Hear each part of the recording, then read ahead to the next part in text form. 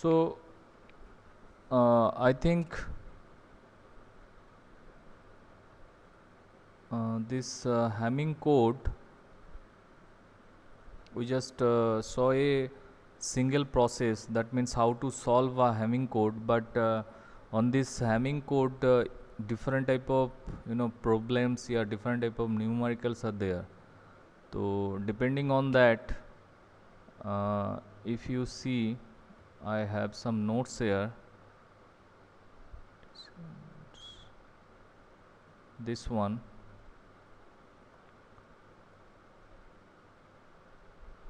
okay, here you see एक question बार बार आता है दैट हम लोग डिफरेंट तरीके से उसको देखे थे, but that particular question have some solution. I mean to say that you have some data, ठीक है, दैट मीन्स मैसेज के अंदर कुछ डेटा है मेरे पास, तो उस डेटा में नंबर ऑफ डेटा बिट्स जो है, उस डेटा में कितना नंबर ऑफ पैरिटी बिट्स होगा, उसका एक इक्वेशन है. ठीक है, हम लोग डिस्कस किए थे, जो एक इक्वेशन आप लोग के साथ लास्ट में डिस्कस करेंगे.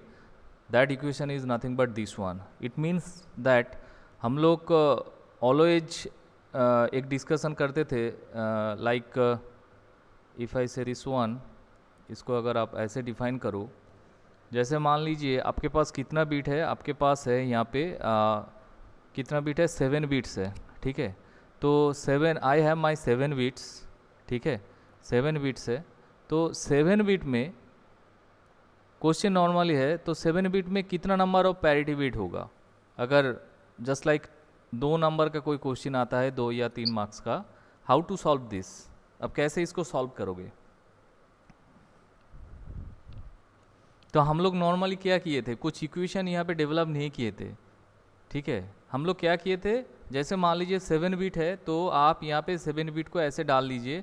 जैसे मान लीजिए यहाँ पे है आपका 1 2 3 4 5 6 7, राइट.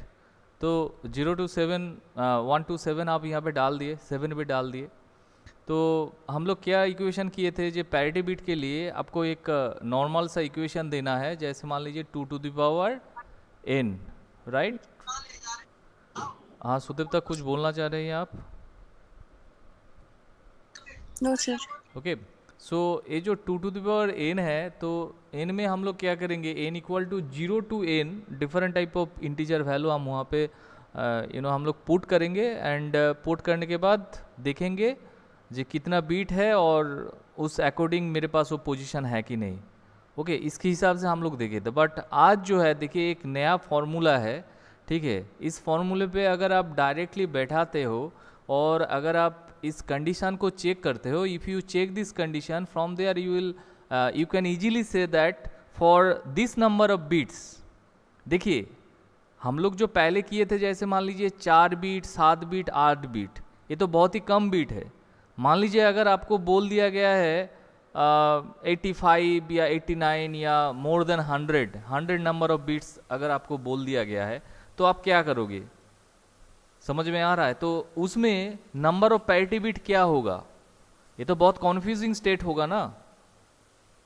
लाइक अगर आपको कोई न्यूमेरिकल आपको दिया जाता है, हम लोग देखते हैं अगर आप 2 bit 3 bit 4 bit 5 bit 6 bit माने विद इन 10 बीट अगर आप कुछ कैलकुलेशन करते हैं, तो आप easily normal calculation, that means without using any formula, आप बोल सकते हो सर इस बिट के अंदर इतना नंबर ऑफ पैरिटी बिट रहेगा. ओके, बट अगर मोर देन 10 बिट्स होगा तब आप क्या करोगे, तब वहाँ पे बहुत ज़्यादा कॉम्प्लेक्सिटी आ जाएगा. So this is not possible. आप माने इक्वेशन यूज़ ना करके आप पैरिटी बिट वहाँ से डिफाइन कर दो, ये पॉसिबल नहीं होगा. तो उसके लिए एक फॉर्मूला है यहाँ पे, इस the formula is nothing but this one. यहाँ पे लिखा है देखिए 2 to the power i. Is it visible to all of you. देखिए स्कैन किया हुआ कॉपी है, अगर किसी को दिखाई नहीं देता है तो यहाँ पे हम लिखेंगे, अगर सबको दिखाई देता है तो सही है. सबको दिखाई दे रहा है this one? Yes sir. 2 to the power i greater than equal to n plus i plus 1. Again I am telling you the equation is 2 to the power I greater than equal to capital N plus 1 plus I plus 1. This is the formula. This is the formula of what? This formula is nothing but number of parity bits.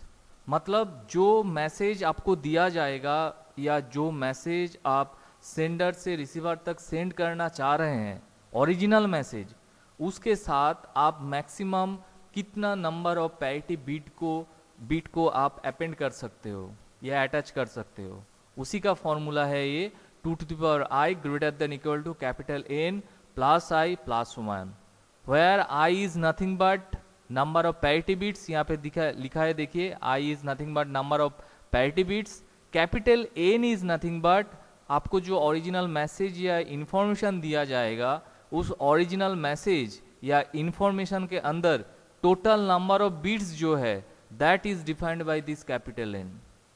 Capital N उसी को define कर रहा है जो information या जो message मेरे पास है, आप लोगों के पास है, उस मैसेज के अंदर या इंफॉर्मेशन के अंदर कितना बीट्स वहाँ पे प्रेजेंट है, राइट? उस हिसाब से देखिए यहाँ पे एक क्वेश्चन दिया गया है, सिंपल सा question, how many error correcting bits are required to send an 8-bit data using SEC code, capital SEC code, which is nothing but stands for single error correcting code.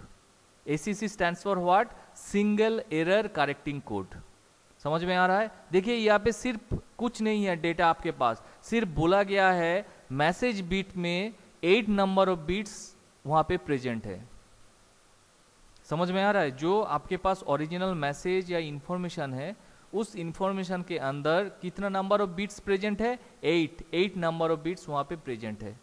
तो how to solve this? आप इसको solve कैसे करोगे? इसके लिए आपको ये formula पे जाना होगा 2 to the power I greater than equal to N plus I plus 1. तो आप बताइए आपके पास नोन टर्म क्या है? दिस कैपिटल N यही आपके पास नोन है, यस और no?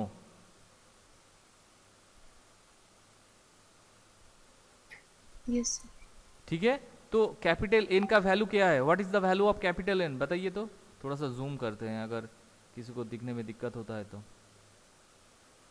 What is the value of capital N? 8. Good. तो 8 यहाँ पे हम लोग बैठा देंगे. उसके बाद देखिए ये जो I जो है ना, तो I का जो वैल्यू होगा आप 0 से स्टार्ट कीजिएगा, ठीक है? तो पहले आप 0 यहाँ पे बिठाओगे, I इक्वल टू 0. देखिए यहाँ पे 0 बिठाया गया है, I equal to 0, right?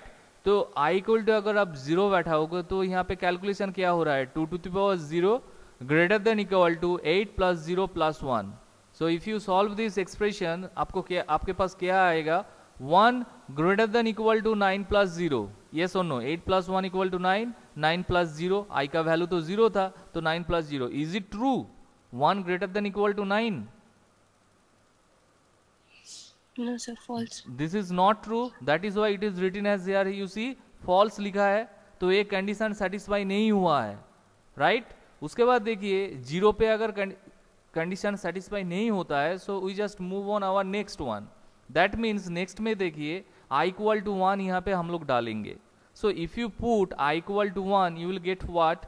2 to the power 1 greater than equal to N का वैल्यू 8 है, ठीक है, प्लस I 1 है, फिर से एक 1 है, तो हो जाएगा आपका 10. Again I am telling you 2 greater than equal to 10. Is it true? No, again it is false, right? 2 तो 10 से ज़्यादा तो नहीं है ना, तो इसीलिए फॉल्स कंडीशन है. तो फिर से आप चेक करो, I इक्वल टू 1 हो गया, 0 बैठा दिए, 1 हो गया, and again I just put I equal to 2. तो फिर से कैलकुलेशन करके देखिएगा 4 ग्रेटर देन इक्वल टू 11 आ रहा है. दैट मीन्स एक कंडीशन जो है, एक कंडीशन भी सेटिस्फाई नहीं हो रहा है, right? 4 greater than equal to 11, this is not true. Okay, उसके बाद देखिए I इक्वल टू 3 बिठाया गया है, and after solving the expression you will get what? 8 greater than equal to 12, which is again false. ये फिर से फॉल्स हो गया, ठीक है? एंड द नेक्स्ट एक्सप्रेशन क्या होगा? देखिए 0 1 2 3, हम लोग ये 4 वैल्यू यहाँ पे बैठा के हम लोग का कंडीशन जो है सेटिस्फाई नहीं किया. तो इसके हिसाब से इसके बाद वाला जो है आई इक्वल टू 4 एक बार बिठा के देखिए यहाँ पे, ठीक है, I equal to 4. So if you put I equal to 4, ठीक है, आपके पास एक्सप्रेशन क्या आ रहा है, देखिए 16 ग्रेटर देन इक्वल टू 13. तो ये ट्रू है या फॉल्स है? ट्रू. ट्रू है, ठीक है. 16 तो 13 से बड़ा ही है, ठीक है. तो कौन सा वैल्यू पे, आई का कौन सा वैल्यू पे एक कंडीशन सेटिस्फाई हो रहा है, I equal to 4. So for 8 bits original message you need 4 parity bit. That is why it is written as 4 error correcting bits are required to send 8 bits using ACC code. किसी का अगर कोई doubt है, confusion है, बता दीजिए. इसके हिसाब से if you go for this expression, this equation, आपके पास मैसेज कितना भी बीट का हो, आप ये फॉर्मूला पे बिठा बिठा के आप चेक कर सकते हैं. एंड जहाँ पे कंडीशन आपका सेटिस्फाई होगा उसी आई का वैल्यू होगा आपका total number of parity bits. Sir Sudipta बोलो. सर हम लोग जो हैमिंग कोड में स्टार्टिंग में एरर डिटेक्शन एंड करेक्शन पढ़े थे, उस टाइम जो हम लोग यूज कर रहे थे, जैसे हम लोग तो वो खुद से बना रहे थे ना, तो उसमें तो ये फॉर्मूला लगा सकते हैं हम. एकदम लगा सकते सुदीप्ता. उस टाइम हम बोले थे, आप लोग अगर ख्याल रखते हैं, हम बोले थे इसका एक इक्वेशन है. अगर हम पहले से ही इतना इक्वेशन का कॉम्प्लेक्सिटी में आप लोगों को डाल देते तो दिक्कत हो जाता. इसलिए हम बाद में बोले थे एक एक्सप्रेशन आपको बोल देंगे, इक्वेशन बोल देंगे, जिस हिसाब से आप बोल सकते हो. हम लोग पहले इक्वेशन नहीं देखे थे. हम लोग नॉर्मली क्या किए थे, हम लोग पहले देखेंगे 2 to the power n normal formula डाले थे, ठीक है. तो n का वैल्यू आप 0 बैठाओगे तो 0 बैठाने से 1 होगा. तो 7 बिट के अंदर 1 पोजीशन तो रहेगा ही रहेगा. तो पहले था 7 बिट, उसके बाद 1 ऐड होके हो गया 8 बिट, है कि नहीं. हम लोग नॉर्मल सा एक कैलकुलेशन कर रहे थे, बट उसमें कोई इक्वेशन हम लोग यूज नहीं कर रहे थे.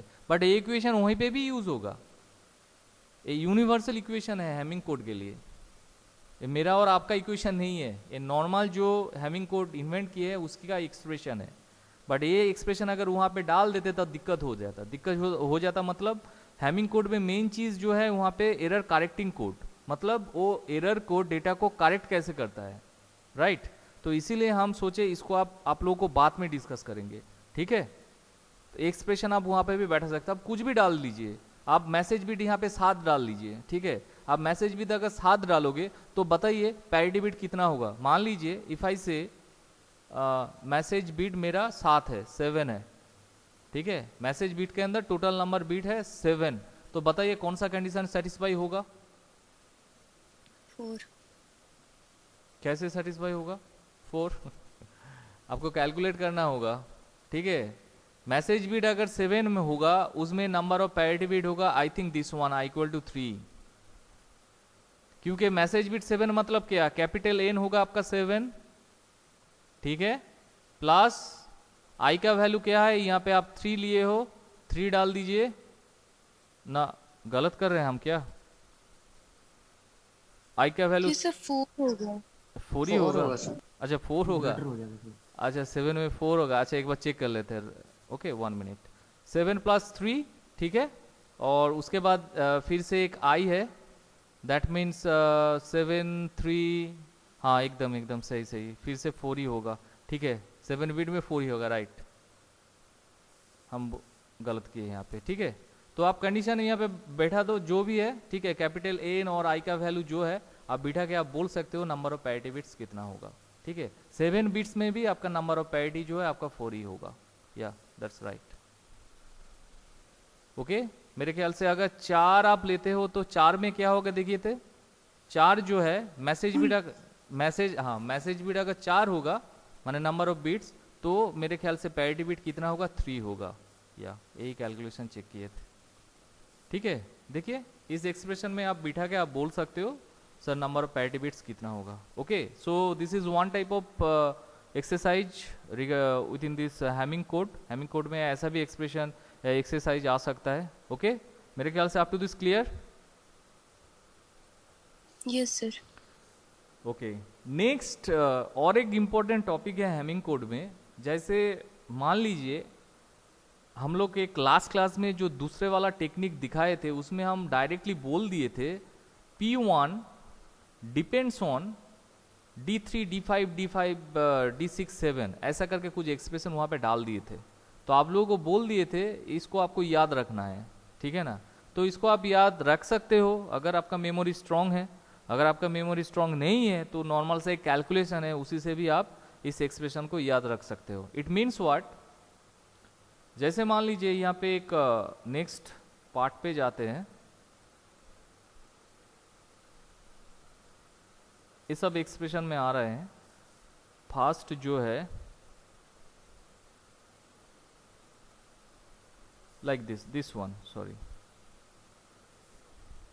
This one. यहाँ पे देखिए डायरेक्टली लिखा गया है, if I zoom this section,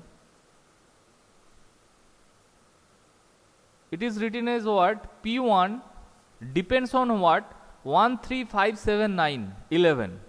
देखिए यहाँ पे तो आपको देख के लगेगा सर 1 के बाद 3 है, 3 के बाद 5 है। इस एक्सप्रेशन कहाँ से डिराइव हुआ है? Again it is written as P2 equal to 2 3 6 7 10 11 like this. ऐसा करके कुछ यहाँ पे एक्सप्रेशन डाला गया है। एक्सप्रेशन आया है इस इक्वेशन से, माने ये जो बाइनरी कन्वर्शन है, ठीक है, यहां से आया है। दैट मीन्स आप 1 को किस हिसाब से लिखोगे? 4 बिट के हिसाब से लिखोगे, ठीक है। देखिए 1 रिप्रेजेंटेड एज 0 0 1, 3 टाइम्स 0 1, कितना बिट हो रहा है इसके अंदर? 4 बिट हो रहा है। तो आप एक काम करो, राइट मोस्ट साइड जो है उस पोजीशन को आप 1 बोलो, उसके बाद 2, उसके बाद 3, उसके बाद 4, and this is nothing but your P1। ये जो है ना,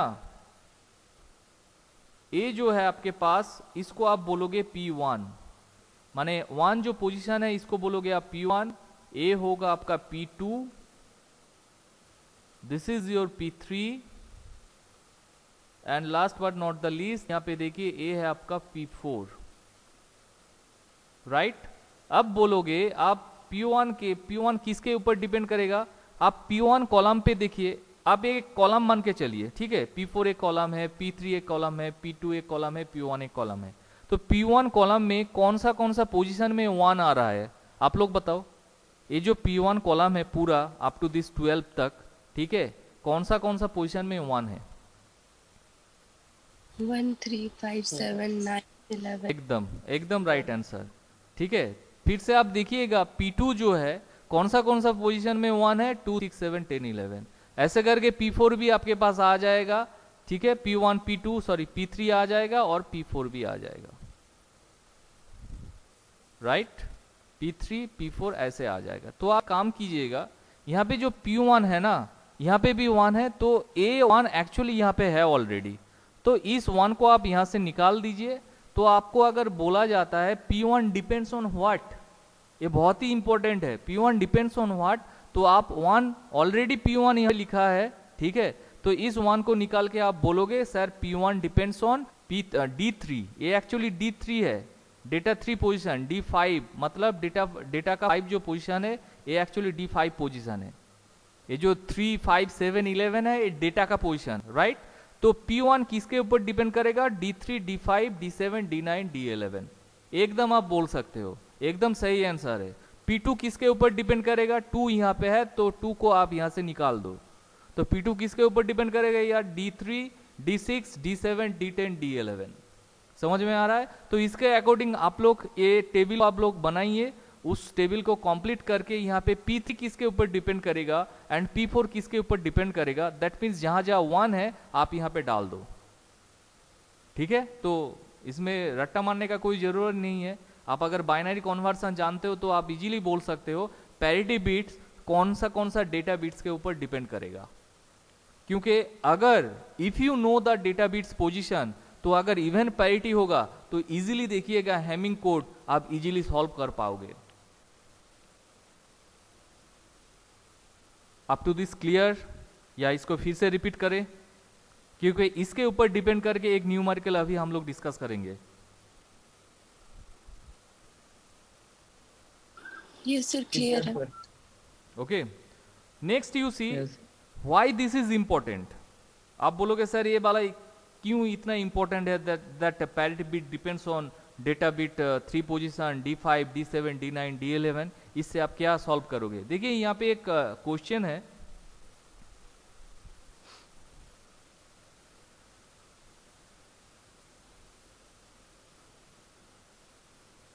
एक छोटा सा एक क्वेश्चन है, इसको हम बाद में बड़ा वाला, यहाँ पे देखिए, find the Hamming code, find the Hamming code for the data this one.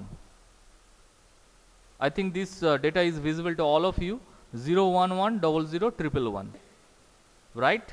यहाँ पे देखिए इसको सॉल्व किया गया है, कुछ नहीं दिया गया है, ठीक है। Find the Hamming code for the data, मतलब आपको सिर्फ ओरिजिनल मैसेज या इंफॉर्मेशन दिया गया है एंड आपको बोला जा रहा है आप इसका हैमिंग कोड लिखो।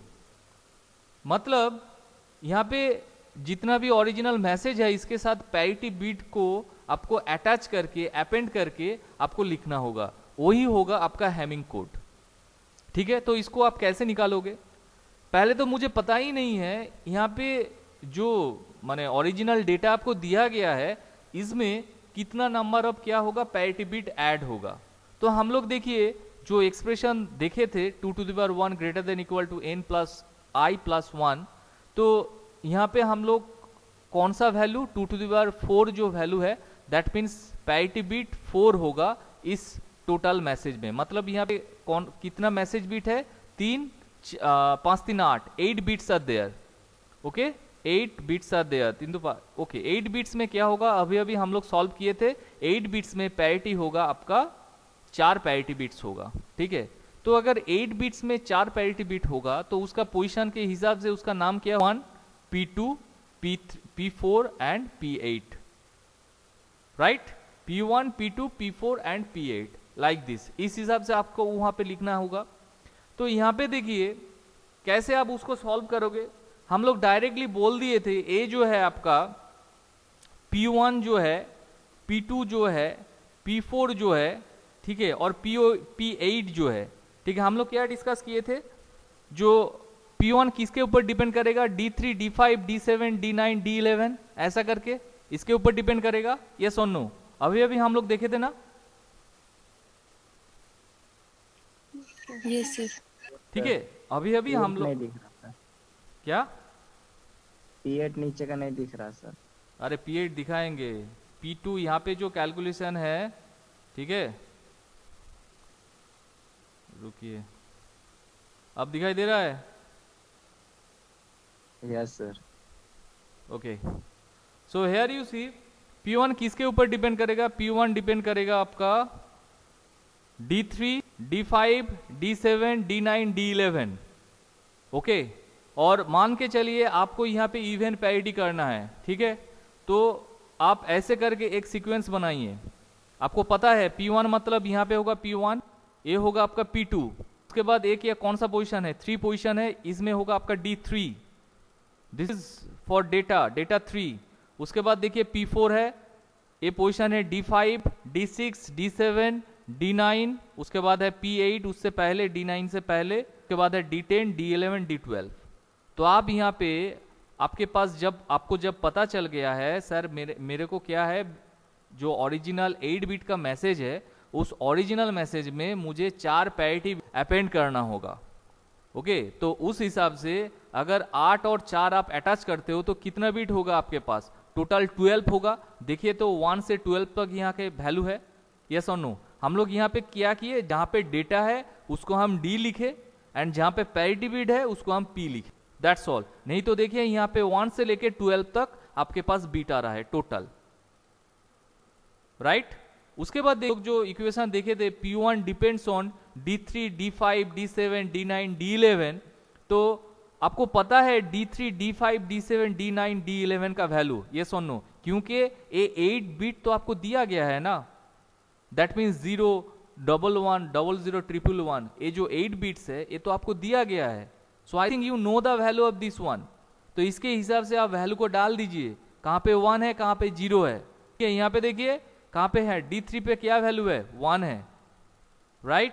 D5 में कौन सा वैल्यू है, D5 में है आपका 1, D7 में है 0, D9 में 0, D11 में है 1। देखिए D11 जो है यहाँ पे है 1, छोटा छोटा करके लिखा है। How many ones are there, odd या इवन है, कितना 1 है यहाँ पे P1 पे, ऑड।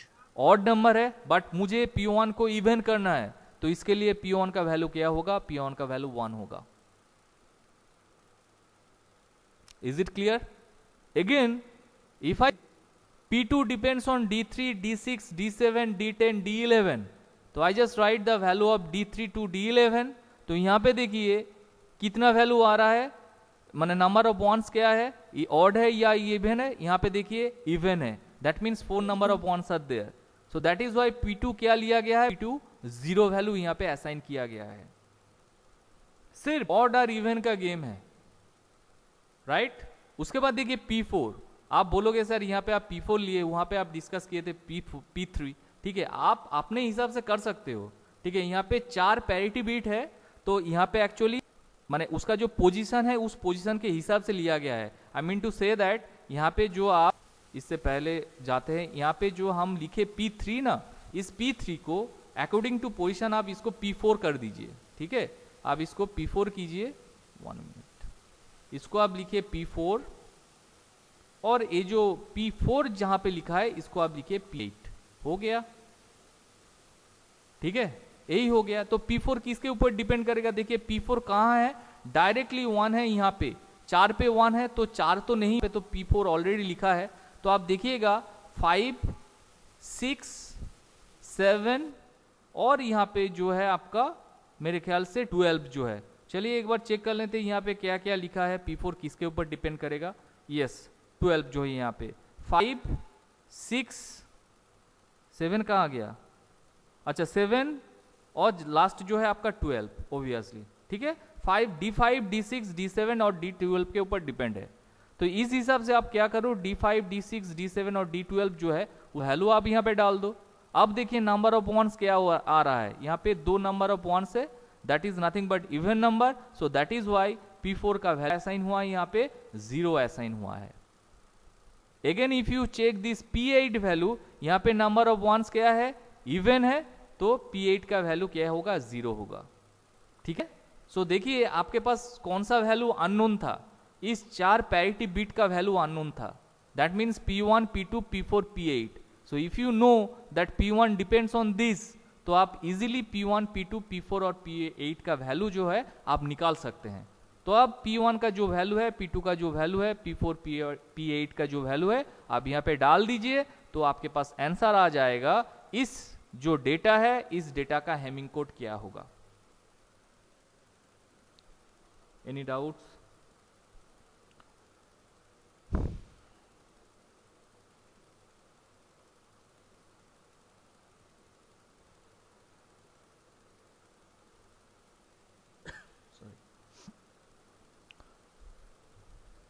क्वेश्चन किसी को कुछ पूछना है? No sir. ठीक है, और यहाँ पे एक्चुअली अगर इस क्वेश्चन में find the having code for the data this one, यहाँ पे मान लीजिए 4 नंबर रहा, ठीक है, आपको नंबर चेक करना है, ठीक है। अगर 4 नंबर रहा तो आप क्या करोगे, आपको पूरा प्रोसेस आपको दिखाना होगा, ठीक है। तो मान लीजिए यहाँ पे इस क्वेश्चन में अगर 2 रहा, ठीक है, तो 2 में आप क्या थोड़ी ऐसा करोगे, ये सब एक्सप्रेशन थोड़ी डालोगे, आप डायरेक्टली लिख दोगे सर 8 बिट के अंदर मेरे पास 4 पैरिटी बिट होता है। आप सिर्फ नेक्स्ट वाला जो पोर्शन है इसको आप कैलकुलेट करके सॉल्यूशन निकालो यहाँ से। आप मार्क्स देखिएगा, हैमिंग नॉर्मली हैमिंग कोड जब दिया जाता है, ठीक है, मतलब किसी भी डेटा का हैमिंग कोड क्या होगा, उसमें मिनिमम 4 से 5 मार्क्स रहता ही है, ठीक है। अगर आपको क्वेश्चन आता है हैमिंग कोड और बोला जाता है ये जो मैसेज है या इंफॉर्मेशन है इसका हैमिंग कोड क्या होगा, उसमें मिनिमम 4 या 5 मार्क्स रहेगा ही रहेगा। तो अगर 4-5 मार्क्स रहता है तो आपको पूरा जो यहाँ पे सॉल्यूशन है, इस सॉल्यूशन को पूरा आपको दिखाना होगा। Is it clear to all of you? Yes sir. Yes sir. Okay, चलिए, तो कितना टाइप का क्वेश्चन हम डिस्कस कर दिए। पहला है जो मैसेज है उसमें नंबर ऑफ बिट देख के आप बोल सकते हो कितना पैरिटी बिट वहाँ पे अपेंड होगा, ये हो गया एक वाला कॉन्फ्यूजन। नंबर 2 में हम बोले अगर कोई भी डेटा मैसेज है उसका हैमिंग कोड क्या होगा, ठीक है, वो आप निकाल सकते हो। ये होगा दूसरा टाइप, ठीक है। अब चलिए तीसरा टाइप पे जाते हैं। तीसरा टाइप क्या है एक्चुअली?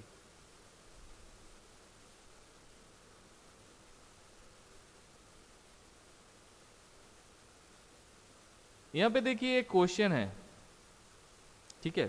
क्या लिखा है? इफ ए 8 बिट डेटा, मान लीजिए ये आपका डेटा है, just zoom this section, okay. So this is your data, 1 minute, हाँ। यहाँ पे देखिए if I mark this portion, 8 bit data है आपके पास, ये डेटा आप सेंड कर रहे हो, ठीक है। क्या डेटा है? 10110011, ओके। उसके बाद देखिए if a 8 bit data this one is received as, जब में रिसीव हो रहा है तो डेटा ऐसे हो जा रहा है, मतलब ये जो 11 यहाँ पे था, इस एक 1 यहाँ पे 0 हो जा रहा है, ठीक है। देखिए यहाँ पे इस डेटा पे चेंज आ रहा है, राइट। तो क्वेश्चन है how this error can be detected.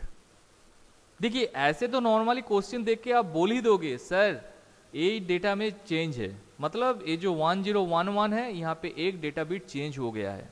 But यहाँ पे क्वेश्चन है how this error can be detected by the receiver section. Actually receiver section में ही डिटेक्शन होगा, ठीक है। तो किस प्रकार से आप इस माने ये जो मैसेज यहाँ पे रिसीव हो रहा है, ये जो चेंजेस हो रहा है, आप इसको कैसे डिटेक्ट करोगे? क्वेश्चन पहले समझिए अच्छे से। ओरिजिनल मैसेज है, ओरिजिनल मैसेज जब रिसीवर सेक्शन में जा रहा है, वहां पे देख रहे हैं एक बिट चेंज हो जा रहा है। तो क्वेश्चन ये है how this error can be detected by this receiver section, ठीक है। रिसीवर एंड में कैसे आप इस एरर को डिटेक्ट कर पाओगे? क्वेश्चन समझ में आया कि नहीं आया बताइए। यस सर, समझ आ गया। ठीक है, तो इसको कैसे सॉल्व करोगे बताइए, any one of you. Sir last day जो 00 लाना था वो वैसे ट्राई करेंगे। मतलब कि जो पहले पैरिटी पैरिटी बीट के कॉरेस्पॉन्डिंग वंस को पहले ऐड करेंगे तो फिर उससे तो मिल जाएगा ना। क्या करोगे, मतलब क्या मिलेगा? सर जैसे कि जितना 1 है, जैसे 3 पे 1 है और फिर 5 पे 1 है, फिर 9 पे 1 है, फिर 10 पे और 12 पे इसका बाइनरी फॉर्म लिखेंगे। और फिर बाइनरी फॉर्म लिखने के बाद अगर उसमें 000 आ जाता है तो वो डेटा करेक्ट है, और अगर नहीं आता है तो उससे पता चल जाएगा कि कौन सा बीट में गलती है। ओके चलिए, तो कोई बात नहीं, इस क्वेश्चन को आप लोग लिख लीजिए या इसका एक स्नैप ले लीजिए, ठीक है। इस क्वेश्चन को आप लोग सॉल्व कीजिएगा, नेक्स्ट क्लास में आप लोग को पूछेंगे, देखेंगे कौन क्या सॉल्व किए, ठीक है। क्वेश्चन दिख रहा है सबको? काइंडली इसका कोई स्नैप ले सकते हो, हैंड राइटिंग बहुत ही खराब है, ठीक है। और या आप कॉपी में लिख सकते हो, इफ 8 बिट डेटा जो लिखा है लिख के आप लोग इसको सॉल्व कीजिएगा, ठीक है। एंड आप लोग ये मत समझिएगा कोई 1-2 स्टूडेंट दे रहा है उससे हो जा रहा है, मेरे पास पूरा रिकॉर्ड है कौन क्या डेटा दे रहा है नहीं दे रहा है। तो एक होता है ना क्लास परफॉर्मेंस, तो ऑनलाइन में भी ऐसे ही क्लास परफॉर्मेंस लिया जाता है, इसके ऊपर भी मार्क्स है, ठीक है। जो सोच रहा है हम तो कुछ नहीं करेंगे, ठीक है, वो दे रहा है शायद तो बोल ही देगा, ये गलत बात है। जो रेस्पॉन्स करता है अच्छा उसको मार्क्स अच्छा मिलेगा, राइट। तो इसको Yes, आप sir. लिख लीजिए या स्नैप ले लीजिए, I need the solution. Okay, तो चलिए आज इतना ही, अभी 2 मिनट बचा है, किसी को अगर कोई क्वेश्चन है तो आप पूछ सकते हो।